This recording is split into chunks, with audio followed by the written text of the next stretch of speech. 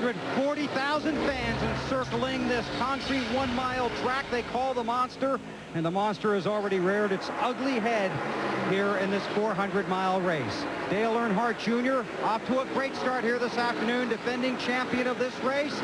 Won here 1 year ago, and having another strong run today. But when the NASCAR Winston Cup Series went back to work for the first time after the September 11th attacks, it was red, and red, white, and blue for Earnhardt Jr., who stopped on the front stretch and had a flag given to him to take around the track and then celebrated with his crew in Victory Lane. Jr. hopes to go back to Victory Lane here again today, and while he's running well, he's concerned that maybe the team pulled the wrong gear. He's only reaching 8,800 RPMs, but that's not the most important gauge in his car. That sign, unity and strength, is meant not only to reach fans in our country, but to those that defend our country around the world. So Junior is sending a message to the troops and sending a message to his crew that maybe this car isn't quite as good as they were hoping, but he continues to lead, guys. I don't know.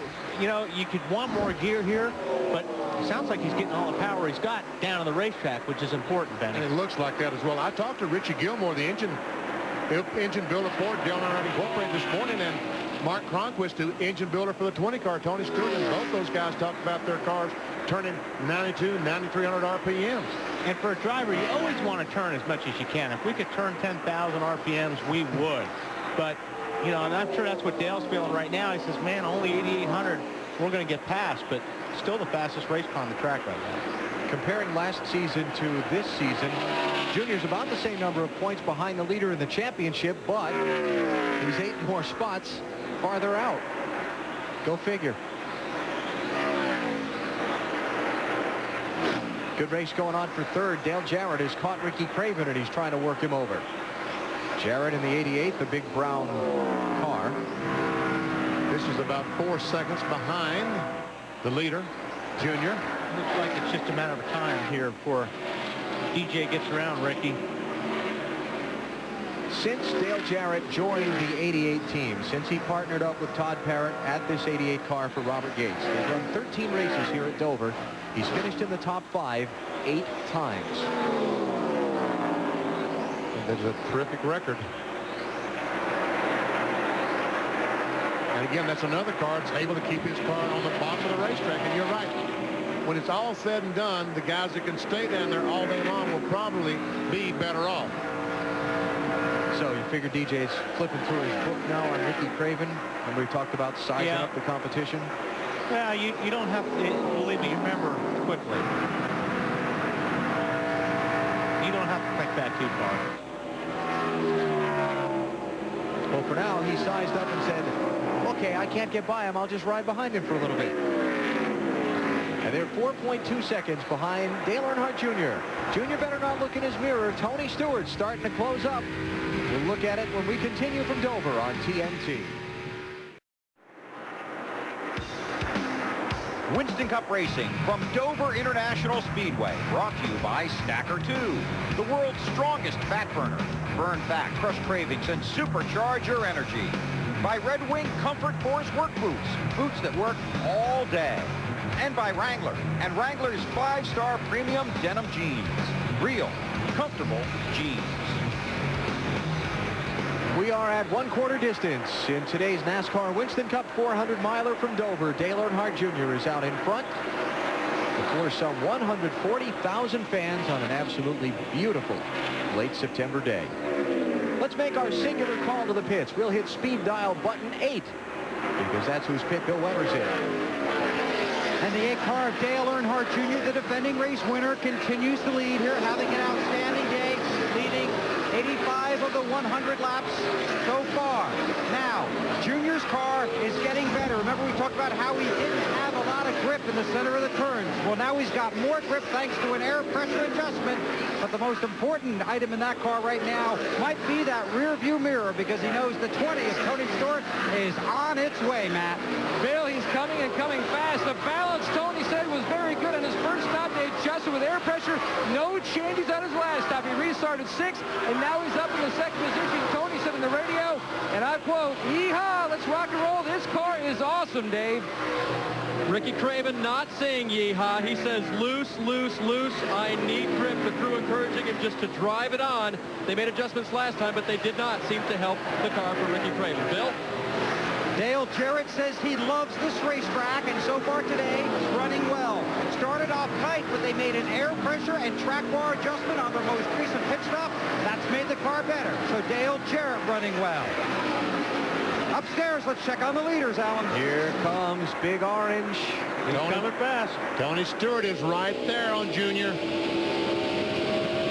They have started to lap some cars. They've lapped 4 or 5 cars, and in doing this, it allowed Tony Stewart to catch Dale Earnhardt Jr., but there's not much Junior can do about it. Goodbye. The new leader, car 20, Tony Stewart out in front. All right, let's keep going through the field. We'll go back to 5th place car, Ricky Rudd, Dave. And if you can be simplistic, that's what kind of a day the 28 car is having. 2 stops, no changes each time, and radio back to Ricky, we're as good as anyone here. They're very confident right now in the 28 car. Matt?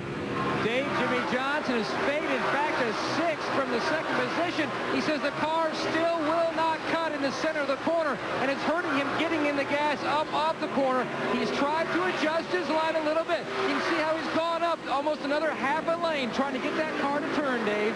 Jeff Green is riding this car for all it's worth this year. This is the 8th time they've raced this chassis. It's the 3rd race in a row. It has 2 top 5 finishes for him. Right now, it's just a little bit tight. Bill? Well, Rusty Wallace has had a great car on the racetrack. His problems have been in the pits. First time they couldn't get a tire on quick enough. The second time he drove over the line, had to back up, had an extra long stop, fell back to the middle of the field.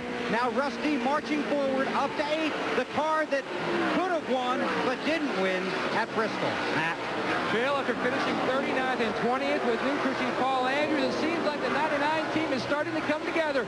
Currently in the 9th position. They haven't made a lot of adjustments all day. In fact, after their first stop when they made an air pressure adjustment, they haven't made any adjustments to the race car. Bill? Kurt Busch has lost a couple of positions in the last few laps. His crew chief is Jimmy Fennig.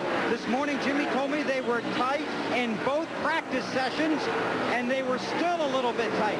So they tried to make an adjustment before they put the car on the grid. It helps early, but the 97 of Busch is just too tight. Alan? Mark Martin just got by Kurt Busch, and how about this for a championship moment? Sterling Marlin, the 40 car, is a lap down. Tony Stewart has just passed him. Sterling Marlin is in 33rd position. He is struggling. But watching the last couple laps, BP, he cannot keep that race car low on the racetrack. He just slides all the way up the track.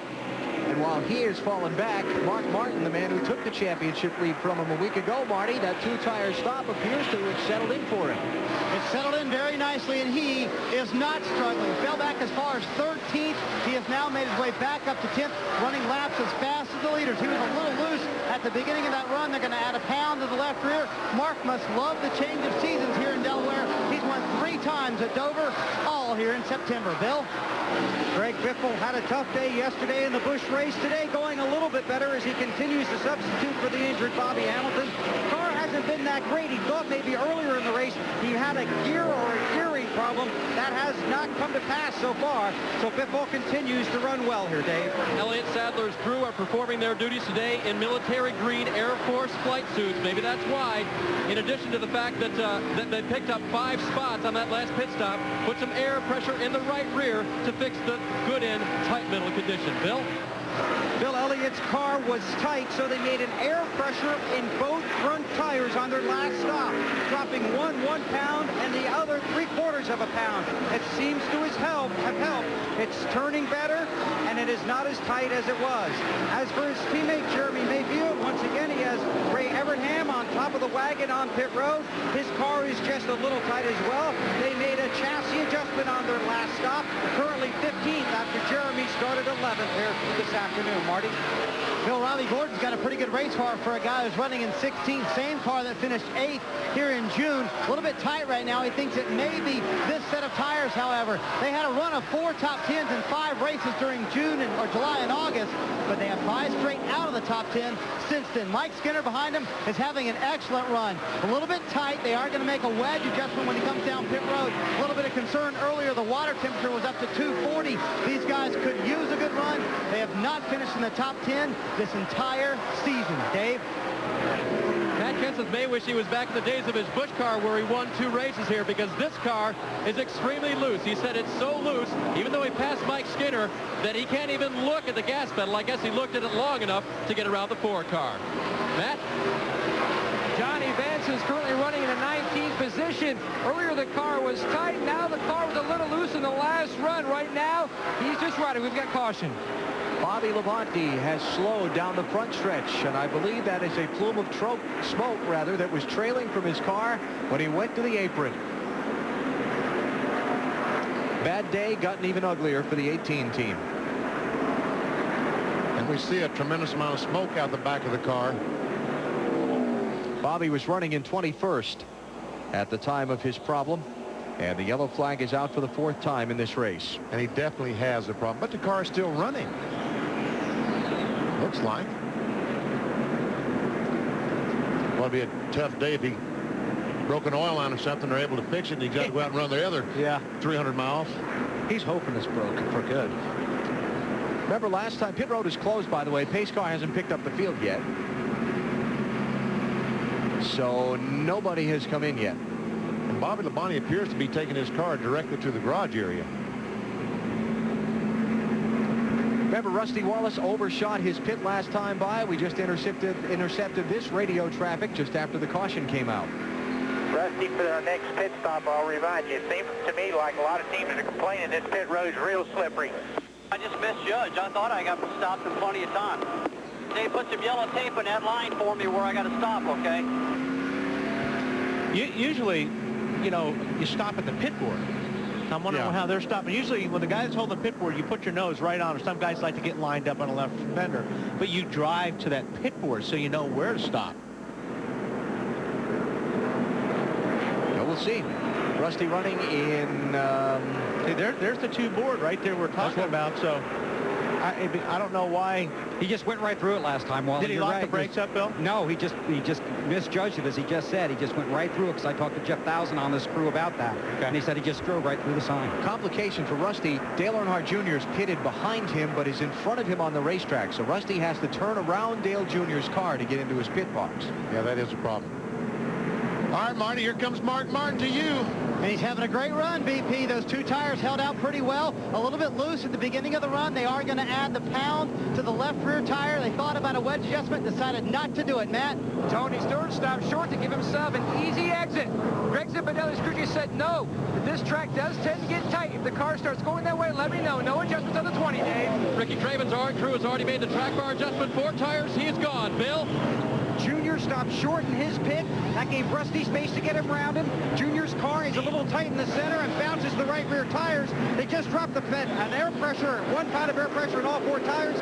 Great stop, and he beat them all off pit road. We may not have gotten any contact there, but it's getting closer. I'm telling you guys, there's a lot of close calls on pit lane. Here's what you're talking about, Wally, is these guys race off pit road. And again, the speed limit is 35 miles per hour. They ever see Junior? Jarrett?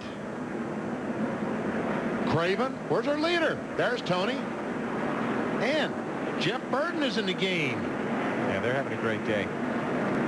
99 cars moved up from 30th starting spot. So we're under caution for Bobby Labonte's troubles here in Dover, just past the 1/4 mark. You're watching NASCAR on TNT. Look out.